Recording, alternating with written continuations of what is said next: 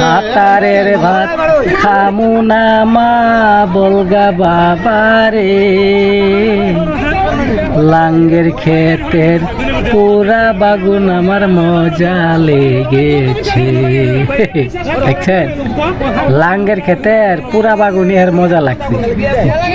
প্রবাসী জামাইয়ের ভাতটাও খাইব না। হ্যাঁ, দেখছেন তাহলে।